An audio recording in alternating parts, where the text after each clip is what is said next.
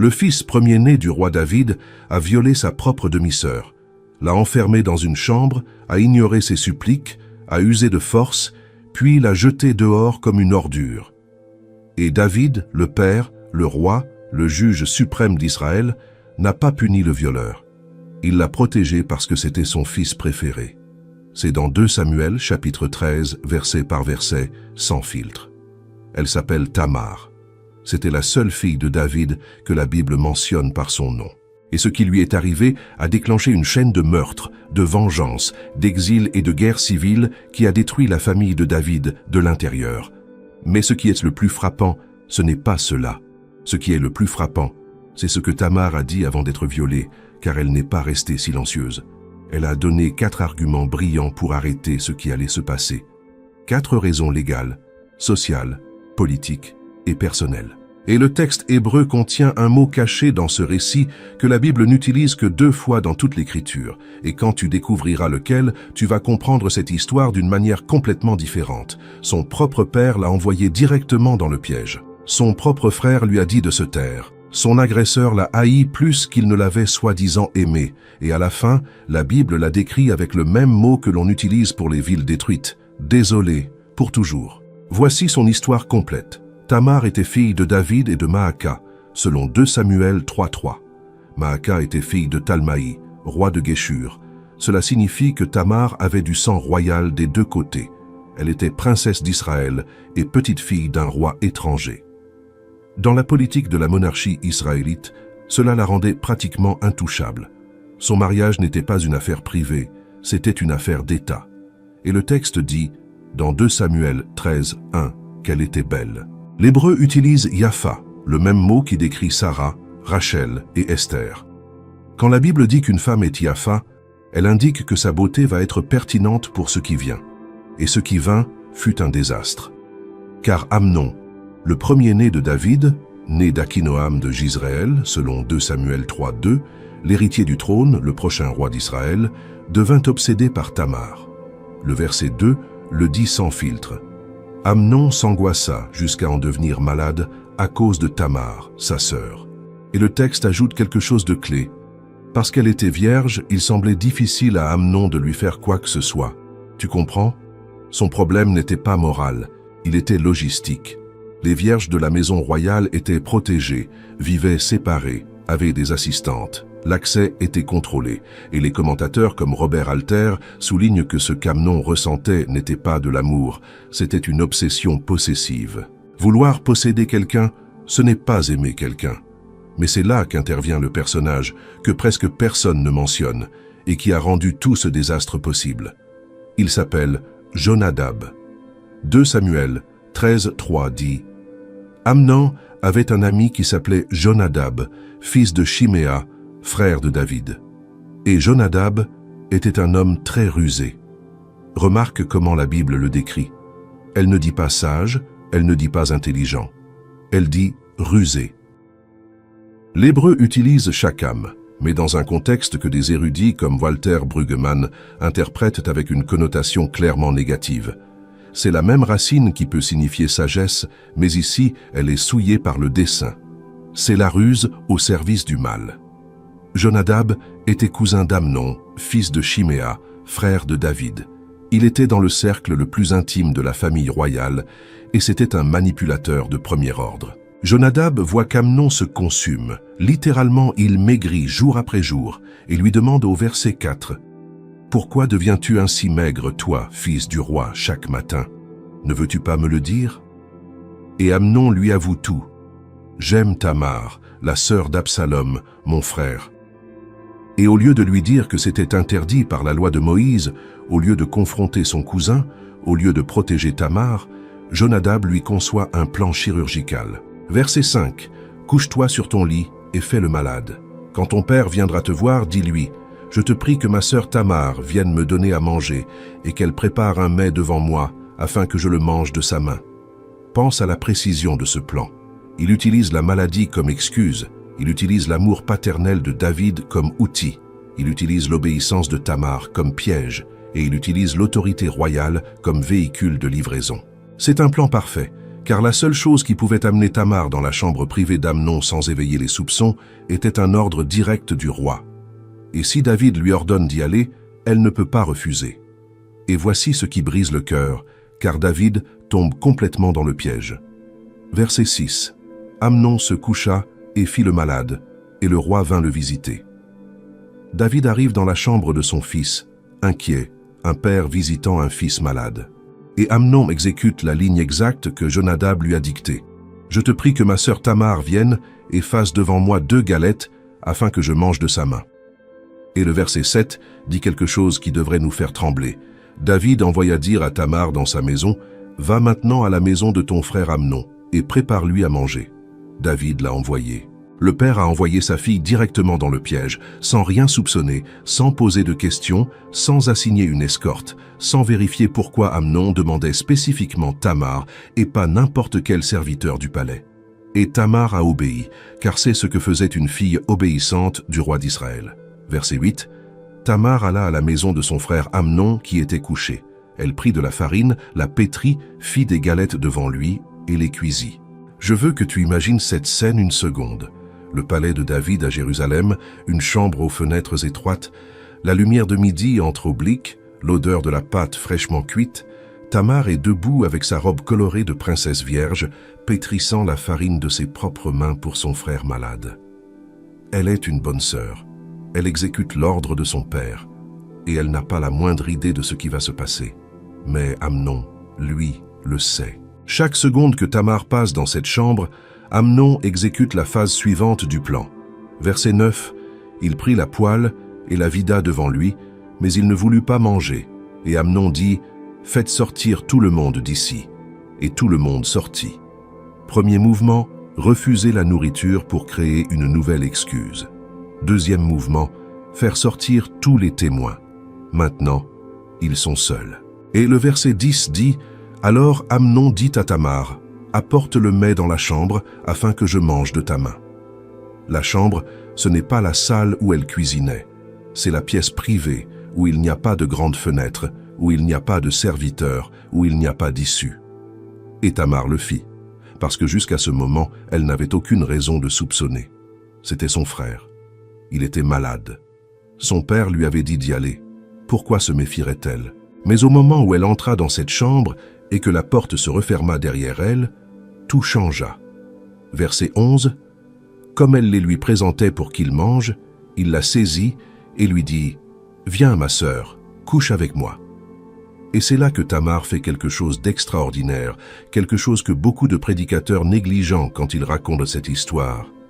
Tamar ne reste pas silencieuse. Tamar ne se paralyse pas. Tamar argumente. Tamar se bat avec la seule arme qu'elle a à ce moment-là, les mots. Ses arguments sont brillants. Verset 12, elle lui répondit, « Non, mon frère, ne me déshonore pas, car on ne fait pas ainsi en Israël. Ne commets pas cette infamie. » Premier argument, la loi. Cela viole la loi de Dieu pour Israël. Deutéronome 22 avait des dispositions spécifiques sur ce type d'agression. Tamar en appelle à l'identité nationale. On ne fait pas ainsi en Israël. Nous sommes différents des nations païennes. Nous avons une loi, nous avons une alliance. Verset 13. Et moi, où irai-je avec ma honte? Deuxième argument, pense aux conséquences pour moi. Dans la culture de l'ancien Israël, une femme qui perdait sa virginité hors du mariage était socialement détruite. Pas de second mariage possible, pas de réintégration sociale. Tamar lui dit, « Si tu fais cela, tu me détruis pour toujours. C'est ce que tu veux ?» Et puis vient le troisième argument. « Et toi, tu serais comme l'un des infâmes en Israël. » Pense à toi-même, Amnon. Si tu fais cela, tu perds tout.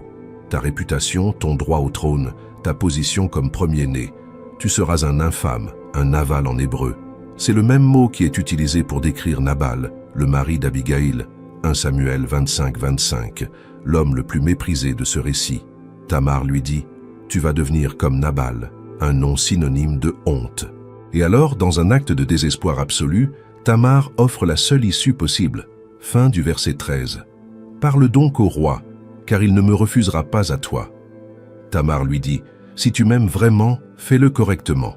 Demande à mon père, il ne dira pas non. » Il y a un débat légitime entre les commentateurs sur la question de savoir si David aurait réellement permis ce mariage, étant donné que Lévitique 18, 9 et 18 interdisent les relations entre demi-frères et sœurs. L'érudit David Toshio Tsumura suggère que Tamar utilisait n'importe quel argument disponible pour échapper à la situation immédiate. Elle ne disait pas nécessairement la vérité sur ce que David ferait. Elle essayait de survivre au moment. Elle achetait du temps.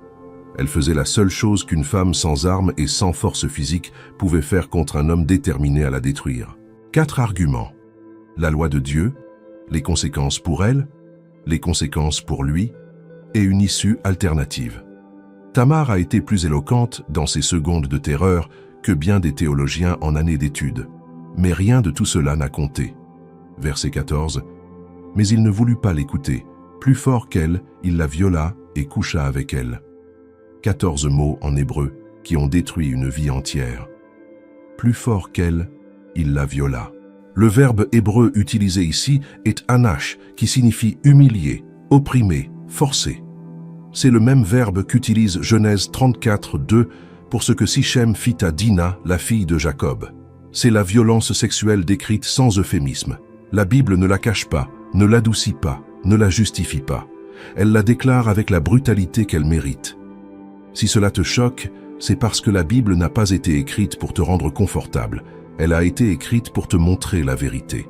Et la vérité de ce qui est arrivé à Tamar est l'une des plus dures de toute l'Écriture.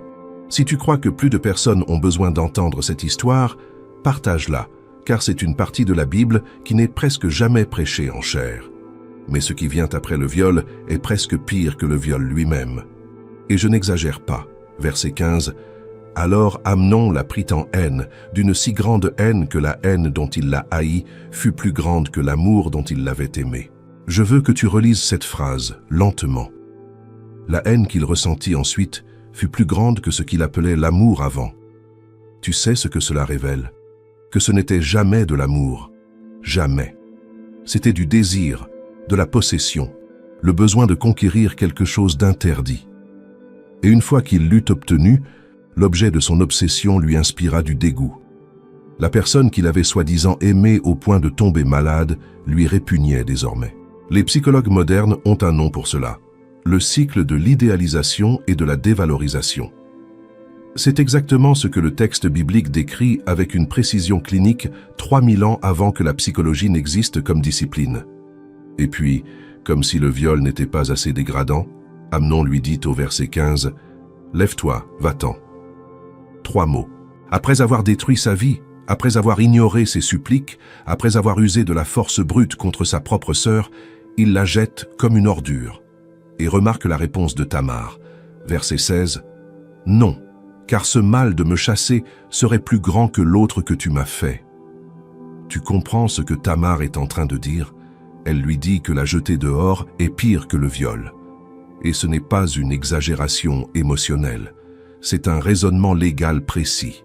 Car dans la culture de l'ancien Israël, selon Deutéronome 22, 28, 29 et Exode 22, 16, 17, si un homme violait une vierge, il était obligé de l'épouser et ne pouvait jamais divorcer. C'était une loi qui, de notre perspective moderne, est difficile à comprendre, mais dans ce contexte, elle remplissait une fonction. Elle donnait à la femme au moins une couverture sociale minimale. Si Amnon restait avec elle, il y aurait une sorte de réparation. Mais la chasser signifiait la détruire 2 fois, violer et abandonner, sans honneur, sans mariage possible, sans avenir, sans rien. Mais le verset 16 se termine par la même phrase dévastatrice. Mais il ne voulut pas l'écouter. 2 fois. 2 fois dans le même chapitre, la Bible dit qu'Amnon n'a pas voulu écouter Tamar. Verset 14, il ne voulut pas l'écouter avant de la violer. Verset 16, il ne voulut pas l'écouter après l'avoir violée. Et cette répétition dans la narration hébraïque n'est pas un accident. C'est un procédé littéraire délibéré. C'est le narrateur biblique qui crie à travers le texte « Cette femme a parlé, a argumenté, a supplié avec intelligence et dignité, et personne ne l'a écouté. » Verset 17. Il appela son serviteur qui le servait et dit « Jetez celle-ci dehors et ferme la porte derrière elle. » Jetez celle-ci. Il n'utilise même pas son nom. 5 minutes plus tôt, c'était « Ma sœur couche avec moi ». Maintenant c'est celle-ci. Il l'a complètement déshumanisée. Elle est passée d'objet de désir à objet de mépris en un instant. Et il demande au serviteur de fermer la porte à clé derrière elle, comme si elle était une menace, comme si elle était le problème, comme si c'était elle qui devait être enfermée dehors. Et le verset 18 ajoute un détail qui déchire si tu comprends ce qu'il signifie. Il dit « Elle portait une tunique de diverses couleurs, car c'était ainsi que les filles vierges des rois s'habillaient. » Et voici, c'est le mot que je t'ai promis au début, celui que la Bible n'utilise que 2 fois dans toute l'Écriture. L'hébreu appelle ce vêtement Ketonet Passim. Cela te dit quelque chose? Cela devrait, car c'est exactement la même expression qu'utilise Genèse 37:3 pour décrire la tunique que Jacob offrit à Joseph. La fameuse tunique aux multiples couleurs. Dans toute la Bible hébraïque, cette expression n'apparaît que 2 fois, pour Joseph et pour Tamar. Joseph fut vendu par ses frères et dépouillé de sa tunique. Tamar fut violée par son frère et déchira elle-même la sienne.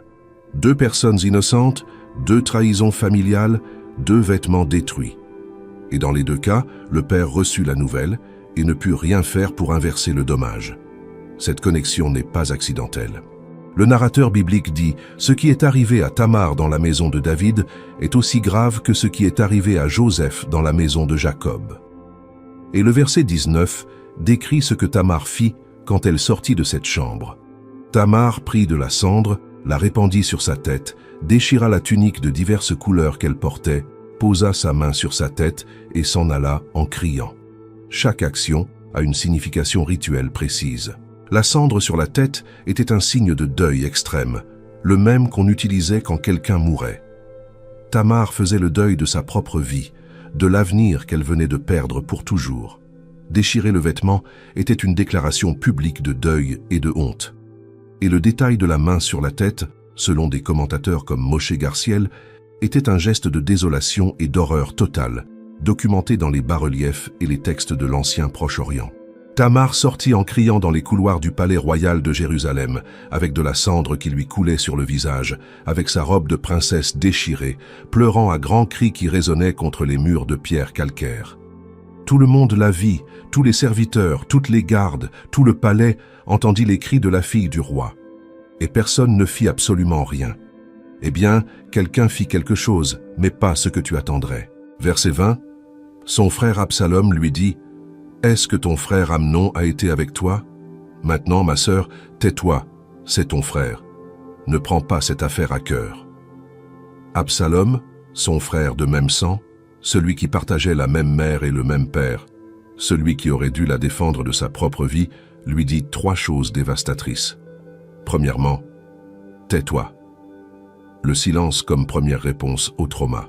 Deuxièmement, « C'est ton frère ». La relation familiale comme excuse pour ne pas chercher justice. Troisièmement, ne prends pas cette affaire à cœur. La minimisation de la souffrance comme stratégie de contrôle. 3 phrases qui sonnent comme une consolation, mais qui sont en réalité 3 verrous sur la bouche d'une victime. Et si elles te semblent familières, c'est parce qu'elles continuent d'être utilisées aujourd'hui. Ne fais pas d'esclandre, c'est la famille, ce n'est pas si grave. Les mêmes mots, 3000 ans plus tard. Et le texte clôt cette scène avec une phrase qui fonctionne comme un poignard planté au centre du récit. Et Tamar demeura désolée dans la maison d'Absalom, son frère. Désolé. L'hébreu utilise « shomema ». C'est le même mot qu'Ésaïe 54:1 utilise pour décrire une femme stérile et abandonnée. C'est la même racine que Lamentation 1:13 utilise pour Jérusalem détruite après l'invasion babylonienne. C'est le mot qui s'applique aux villes rasées, aux temples en ruine, aux terres où rien ne pousse plus. Tamar est devenue une ruine humaine vivant dans la maison d'Absalom, sans mariage, sans enfant, sans restauration, sans voix, sans justice. Pour toujours. Aime cette vidéo si ce que tu entends est en train de te toucher à l'intérieur, car ce qui vient maintenant révèle comment une seule injustice a détruit une dynastie entière. Jusqu'à présent, je t'ai raconté ce qui est arrivé à Tamar. Mais il manque la partie qui révèle comment un homme qui avait le pouvoir absolu de tout changer a choisi de ne rien faire. Verset 21. Le roi David apprit toutes ces choses et il fut très irrité. Très irrité. David apprit que son fils premier-né avait violé sa fille. et il fut irrité. Et ensuite, le verset ne dit rien de plus sur son action. Tu sais pourquoi? Parce que David ne fit absolument rien. Et pour comprendre cette inaction, tu as besoin de voir le tableau complet du palais de Jérusalem à ce moment-là. Car ce n'était pas seulement une famille, c'était une cour royale avec des factions politiques en guerre silencieuse. David avait au moins 8 épouses mentionnées dans les Écritures. De chaque épouse, il avait des fils, et chaque fils représentait une ligne de succession différente. Amnon, le premier-né, né d'Akinoam. Daniel, ou Kiléab, le deuxième, né d'Abigaïl. Absalom, le troisième, né de Maaka, la princesse de Géshur. Adonijah, le quatrième, né de Haggith, selon 2 Samuel 3, 2, 5. La liste continue. Chacun de ses fils avait une mère différente, une faction différente et un intérêt différent pour le trône. Si David punissait Amnon, il éliminait le premier-né de la ligne de succession. Cela bénéficiait directement à Absalom, le troisième fils, dont la mère était la fille d'un roi étranger avec sa propre armée. Punir Amnon aurait été interprété comme un mouvement politique en faveur de la faction de Géshur. Et David, qui avait déjà conquis le trône après une guerre civile de 7 ans contre la maison de Saül, savait exactement ce qui se passait quand les factions commençaient à se battre pour la succession. Et voici quelque chose qui va te faire regarder David d'une manière totalement différente. La Septante, la traduction grecque de l'Ancien Testament faite par des érudits juifs au IIIe siècle avant Jésus-Christ, inclut une phrase supplémentaire au verset 21 qui n'apparaît pas dans le texte hébreu massorétique, mais qui reflète probablement une tradition textuelle plus ancienne. Elle dit « Mais il n'attrista pas l'esprit d'Amnon, son fils, parce qu'il l'aimait, car il était son premier-né. » David non seulement échoua à punir Amnon, mais il le protégea activement parce qu'il était son favori, parce qu'il était l'héritier, parce que la politique pesa plus lourd que la justice. Et si tu as des yeux pour voir le schéma, ce qui se passe est effrayant. Car à peine un an plus tôt, le prophète Nathan était entré dans le palais de David et lui avait dit face à face, selon 2 Samuel 12, 11, « Ainsi parle l'Éternel, voici, je vais faire lever le malheur contre toi du sein même de ta maison. » C'était le jugement pour le péché avec Bethsabée. David avait usé de son pouvoir de roi pour prendre la femme d'Uri. Il avait envoyé Uri au front pour qu'il meure. Et maintenant, son propre fils usait de son pouvoir de prince pour prendre sa propre sœur. David avait manipulé Uri avec un dîner et du vin pour qu'il couche avec Bethsabée et couvre la grossesse. Amnon manipula David avec une maladie simulée pour qu'il envoie Tamar dans sa chambre. Le fils répéta le schéma du père, mais sans un iota de repentance. Et voici ce que presque personne ne te dit quand on prêche le psaume 51. Oui, David se repentit. Oui, il écrivit l'un des psaumes les plus profonds de toute l'Écriture. Mais les conséquences de son péché ne disparurent pas avec la repentance. Le pardon de Dieu est réel, mais les conséquences du péché le sont aussi. Et ces conséquences entrèrent dans la maison de David, s'assirent à sa table et dévorèrent sa famille de l'intérieur, en commençant par la personne la plus innocente du palais, Tamar. Si tu es abonné à cette chaîne, c'est parce que tu tiens à connaître la Bible telle qu'elle est vraiment, pas la version éditée qu'on prêche le dimanche. Si tu n'es pas encore abonné, c'est le moment de le faire. Car ce qui suit révèle comment cette histoire d'une chambre fermée à Jérusalem a déclenché une chaîne d'événements qui a failli détruire tout Israël. Absalom dit à Tamar de se taire. Mais Absalom n'avait pas pardonné. Absalom n'avait pas oublié. Absalom calculait. Le verset 22 dit « Absalom ne parla point à Amnon, ni en mal ni en bien, car Absalom haïssait Amnon parce qu'il avait déshonoré Tamar, sa sœur, ni en mal ni en bien. » Silence total. 0 contact pendant 2 années entières. Imagine cela. Chaque fête au palais, chaque célébration du calendrier religieux, chaque réunion des fils du roi, Absalom et Amnon, assis à la même table, mangeant le même pain, buvant le même vin, et Absalom, sans lui adresser une seule parole, sans un regard, sans un salut. Et Amnon, si arrogant, si sûr de son impunité comme premier-né protégé par David, qu'il ne se rendait même pas compte qu'il était assis à côté de l'homme qui planifiait sa mort. Et David, le grand guerrier, le stratège qui avait vaincu les Philistins, les Ammonites et les Moabites, l'homme qui lisait le champ de bataille mieux que personne de sa génération, ne se rendit pas compte que sa propre maison était sur le point d'exploser. 2 ans, 730 jours de haine accumulés. Et chaque jour qui passait sans justice pour Tamar était un jour de plus de combustible dans le feu qu'Absalom alimentait. Et alors arriva le moment parfait. Verset 23. Au bout de 2 ans, Absalom avait des tondeurs à Baal-Hatzor, qui est près d'Éphraïm, et il invita tous les fils du roi. La tonte des brebis était un événement festif dans l'économie agricole d'Israël. Il y avait banquets, abondance de vin, célébrations. C'était comme les fêtes des récoltes. Et Baal-Hatzor était loin de Jérusalem, à environ 25 kilomètres au nord, loin des gardes du palais, loin du contrôle royal. Un endroit parfait pour une embuscade. Absalom invita David. David dit non, que ce serait une charge économique pour lui. Alors, Absalom fit le coup maître. Verset 26. Absalom dit, « Si tu ne viens pas, permets au moins que mon frère Amnon vienne avec nous. » David s'étonna. Il lui demanda pourquoi il voulait qu'Amnon vienne. Mais Absalom insista, et David céda. Il envoya Amnon avec ses frères au banquet. Tu vois le schéma? Il est identique. 2 ans plus tôt, Amnon avait utilisé David pour envoyer Tamar dans son piège.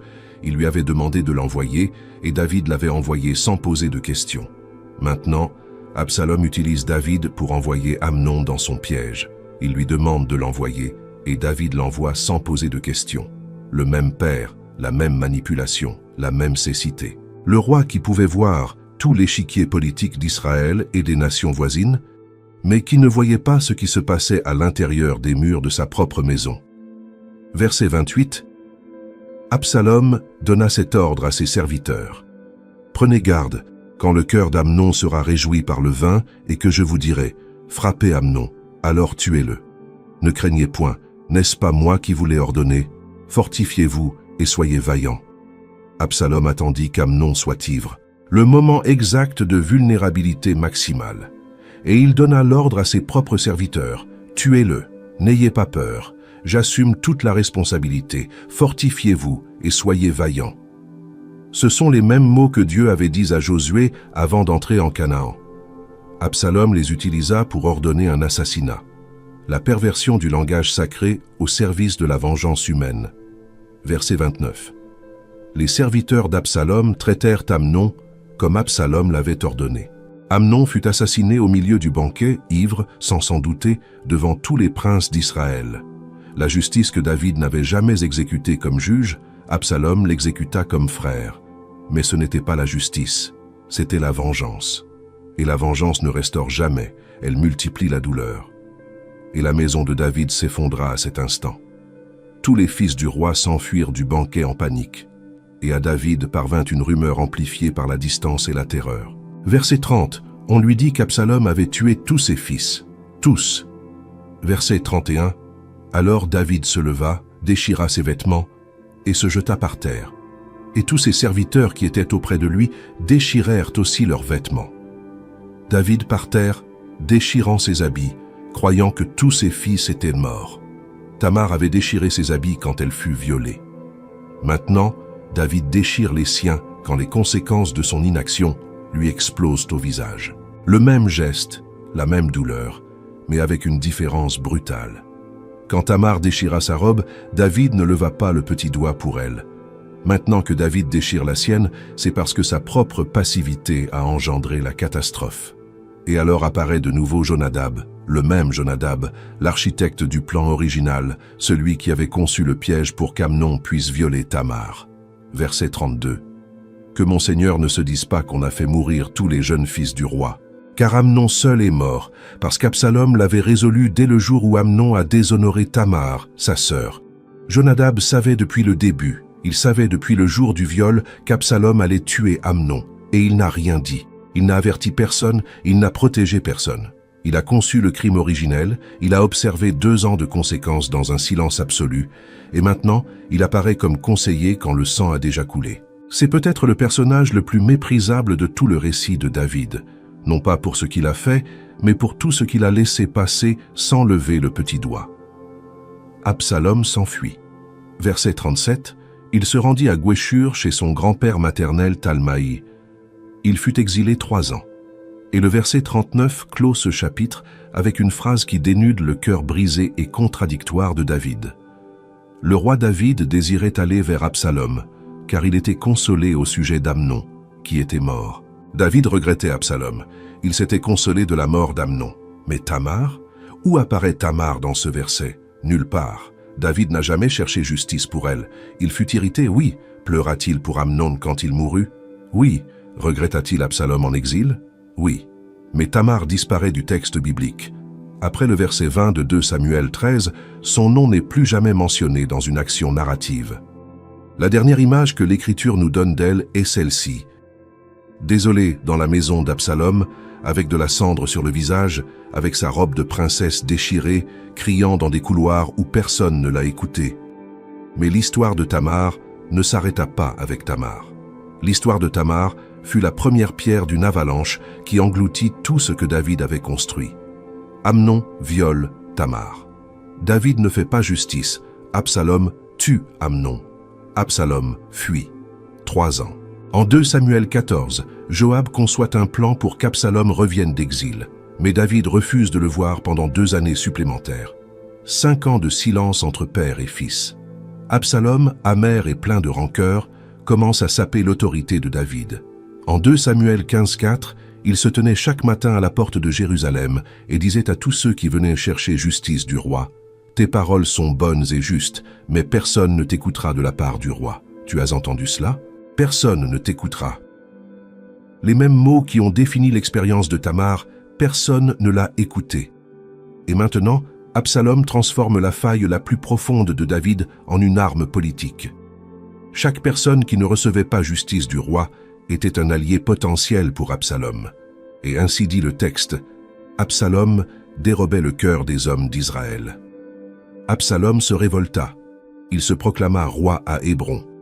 David dut fuir Jérusalem pieds nus et en pleurant. 2 Samuel 15:30. Le roi qui avait conquis la ville l'abandonnait maintenant en fugitif. Ce fut la guerre civile. Des milliers d'Israélites moururent en combattant les uns contre les autres. Et Absalom finit pendu par ses cheveux à un chêne. 2 Samuel 18:9. Et Joab lui planta 3 dards dans le cœur tandis qu'il était suspendu entre le ciel et la terre.